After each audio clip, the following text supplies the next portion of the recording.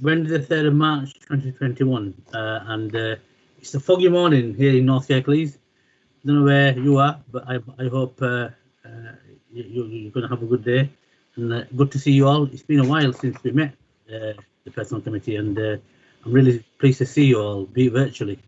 Hopefully the coming months will start to normalise, and who knows, in the future, coming months, we'll be able to meet in person. But anyway, welcome to everybody.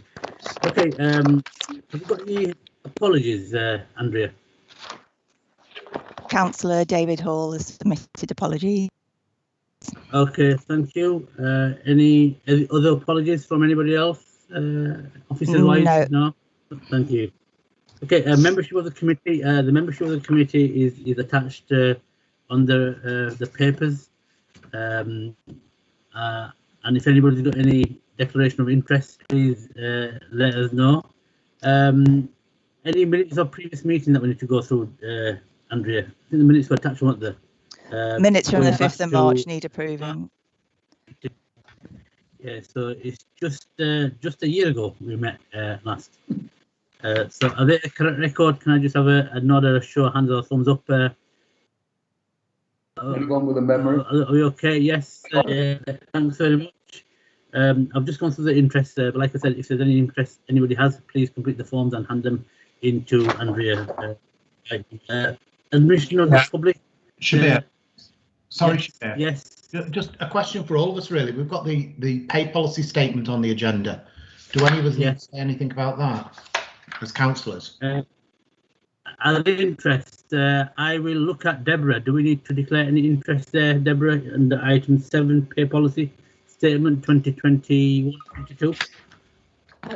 I don't think there's a need to declare an interest in it. I was going to talk you obviously talk you through the paper as part of the agenda. Yeah. Yeah. Okay, I was just questioning whether I needed to declare any interest, given that the pay of councillors is linked to the pay of the council employees. That was all. I don't believe so. No, I agree, Deborah. It doesn't require a declaration.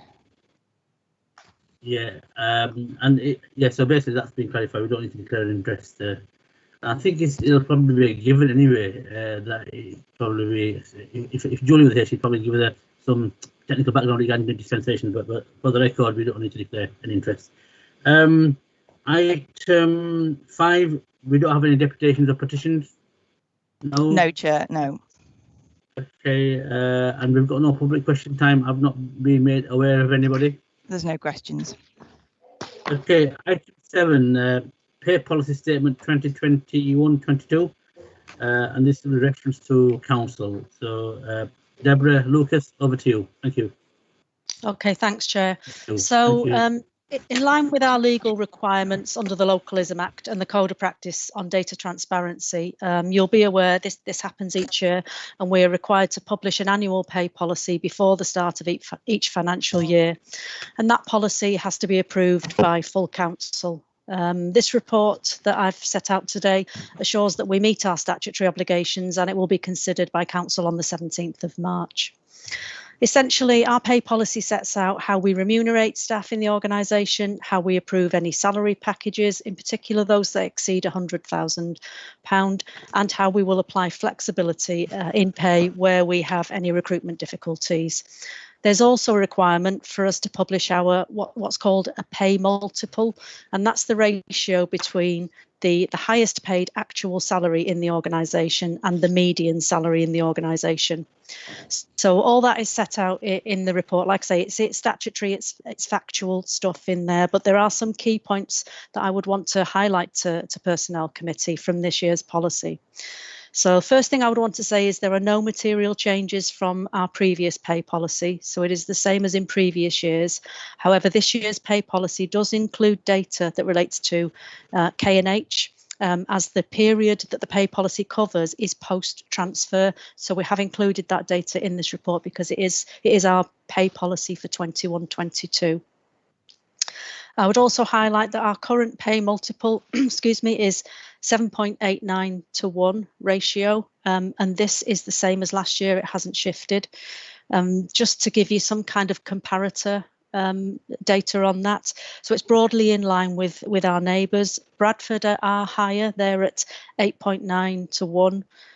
Leeds are at 7.72 to 1 and Wakefield at 7.42 to 1. So it is comparable with our neighbouring authorities. I would also note that on Appendix A2, I have included a new role of Service Director for Culture and Visitor Economy, and because I'm aware that that is subject to your approval today in the next report that the Chief Executive will present to you. So I have included that. If it's approved, I can take the comments off. If it isn't approved, I will take it off the pay policy report. And finally, just for clarity, the pay spine shown at Appendix A3 is the 2021 pay spine, as the new pay spine for 21-22 is currently subject to national pay negotiations, which have yet to be concluded.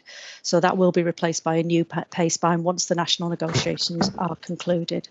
So they're the key things I wanted to highlight to you, and happy to take any questions. Okay. If you've got any questions or if you want to speak, just speak in the type box or just raise your hands. Hopefully they'll try and catch you.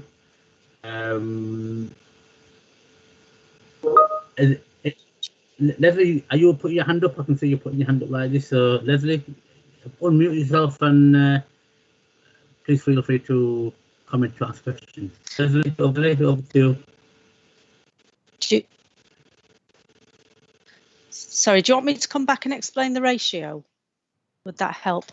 Okay, so the ratio, so our ratio is currently 7.89 to 1, and that's the ratio between the highest, so that's the Chief Executive's salary, and the basically the average salary in the organisation. Okay. So you can see that it's 7.89 times higher. Thank you. Thank you. Any more questions from anybody?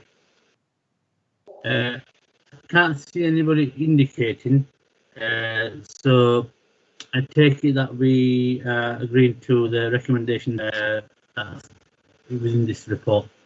Just nod or just wave or put your thumbs up. Okay, I take that as a yes. Thanks, John. Thanks, Graham. Thanks, thanks, John. Thanks, Naheed. So. Right, okay, we move on to the next item on the agenda, which is update on senior management arrangements. Before I bring Deborah in, I think we all know that we've got some new capacity in the organisation. I think we've got Colin and David, Colin, Pat and David Shepherd, who are our new strategic directors, put some capacity in. They've both replaced the role that Carl batted. Carl had a massive remit, but he's moved on to pastures new in North Yorkshire. We wish him good luck. What both directors were doing was to actually just look at and reflect and review their service area, because we've got a huge capital programme and we've got huge ambitions, and already we're seeing some of that play out at a local level, where some of the highway stuff and some of the place-based stuff is rolling out. So it's on the back of that. So Deborah will now present the report in terms of what the recommendations are in terms of moving forward to actually put capacity back in as we move forward, so we can start delivering for our residents. Deborah, over to you. I think Jackie might be presenting this one. Oh, yeah. Sorry. Yeah, sorry. My apologies, Jackie. It's all right. I think you've stole most of my speech anyway, so I'll just get to the chase. Okay, so it seems a long time ago since the last time, and then I realised it was a year ago. So a year ago, we did exactly what the leader has just talked about, which was come back to you at Personnel Committee to talk about the fact that with the existing post holder leaving, that there was an opportunity to relook at the post of Strategic Director for Economy and Infrastructure. And given the huge portfolio that existed and the amount of priorities that were in there, so that's everything from, the climate change programme, which had gone significantly up the agenda, to the delivery of the town centre blueprints, the end of the waste contract, and also the decision to bring K&H back in-house, meant that it really was a job that was too big for any one individual, no matter how great they were. So we ended up creating 2 new strategic director posts, one for environment and climate change and one for growth and regeneration. And then over the summer, we successfully recruited to both of those posts. So both strategic directors developed initial 100-day plans where they set out kind of what their priorities would be for the first 100 days, of which looking at the existing organisational capacity to deliver the ambitions was a key part of that.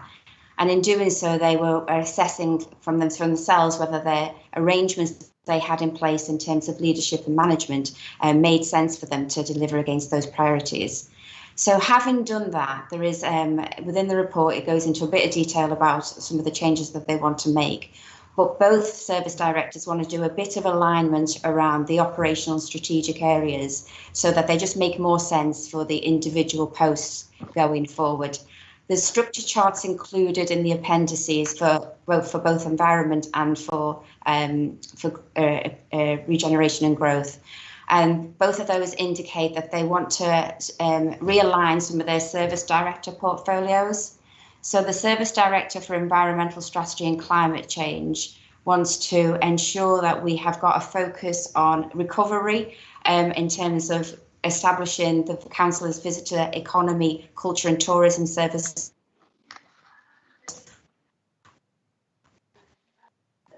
And to do that, they want to create the post of the Service Director for Culture and Visitor Economy. That's additional senior management capacity to deliver all of that. And then also, by realigning some of the portfolio arrangements, it means they can focus on the other priorities that exist within that directorate, including climate change and the waste contract going forward. Members just should note that the funding of that is contained within the overall budget provision for 21-22. So we're not asking for additional funds, but we do want to go ahead and do a recruitment. In growth and regeneration, there are 2 existing service posts have been realigned, and the reviewed roles are now Service Director for Skills and Regeneration and Service Director for Development. This enables us to work through and focus on the transfer of K&H. The post of Service Director Development has been filled already by the existing Service Director within the current management workforce. So the recommendations there are that the Personnel Committee agrees to realign the Service Director Environmental Service and the Service Director Highways and Property post by operational strategic areas across the new directorate, and create the post of Culture, Visitor and Economy. And also that we note the arrangements implemented for the accommodation of K&H, as well as the realignment of the Service Director portfolio posts in the Growth and Regeneration Directorate. And as I say, we've included structure charts for you to have clarity around how that reconfigures, and that the request from office is that you allow us to convene a member appointment panel to recruit to the above roles. Thank you, Jackie. Anybody want to make a comment to ask questions? I think the report's pretty clear in terms of what it's saying, and Jackie's just focused on the key issues and just reflected on where we were a year ago and what we've done. There will be a member recruitment panel that will be set up, subject to the approval of this committee. Okay, I've got John. John, you want to come in? John Taylor? Yeah, just to be supportive, to be honest, and I'm happy to support this proposal. You know, both the strategic directors have spoken to me about their proposals. Makes absolute sense, and it just gives the capacity that we probably need, particularly coming out of the pandemic. Thank you very much, John. Councillor John Lawson. John, thank you, Chair. Equally supportive. If I've missed it, apologies, but do we have any timescales for the process? Yes. Chief. Yeah, can I just bring Deborah in, or Colin, please? Yes, yep. Deborah or Colin. Yes. So I'm happy to speak. So we are looking to go out within the next couple of weeks. So yeah, so we want to move quickly on this. That's what I was hoping, is that we were doing so we're moving sooner at pace. That's good. Later. Thank you. Yeah, the right question and right answer. Thank you very much. So basically, good supportive comments, and I think we all know that there's an urgency, especially with the agendas that are at play. We need to get cracking on this. So, can I just have a show of hands? Just wave your hands or thumbs up, and then we'll approve the recommendations and move on. Thank you very much, members. And I think that is that's the end of the meeting. Is that all, Deborah? Okay, on the agenda, Andrea. That's it, Chair. Thank you. No, there's no other items. Thank you very much, members, for your time, and have a good day. Bye bye. Thank you. Bye. Thank you, Chair. Bye.